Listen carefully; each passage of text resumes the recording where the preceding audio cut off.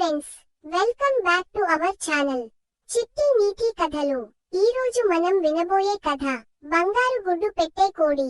దురాశతో అన్నీ కోల్పోయిన రైతు. ఒకప్పుడు ఒక చిన్న పల్లెలో రామయ్య అనే రైతు ఉండేవాడు. రామయ్య చాలా పేదవాడు.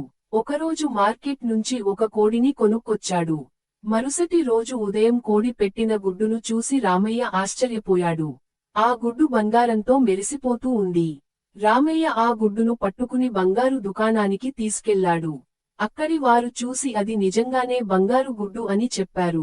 ఆ రోజు నుంచి ఆ కోడి ప్రతిరోజూ ఒక బంగారు గుడ్డు పెట్టేది. రామయ్య ఆ గుడ్లను అమ్ముకుంటూ ధీరేగా ధనవంతుడయ్యాడు. కాని కొంతకాలానికి రామయ్యకు దురాశ పెరిగింది. ఈ కోడి రోజుకి ఒక్క గుడ్డే పెడుతోంది. కాని దాని పొట్టలో చాలా బంగారు గుడ్లు ఉండొచ్చు. ఒక్కసారిగా అన్నీ తీసుకుంటే నేను ఇంకా ఎక్కువ ధనవంతుడవుతాను అని అనుకున్నాడు. అలా అనుకుని ఒక రోజు ఆ కోడిని చంపి దాని పొట్టను కోశాడు. కాని లోపల సాధారణ కోడి పొట్టే ఉంది. బంగారు గుడ్లు ఏవీ లేవు. అప్పుడు రామయ్య తన తప్పు తెలుసుకున్నాడు. రోజూ వచ్చే బంగారు గుడ్లను కూడా కోల్పోయాడు.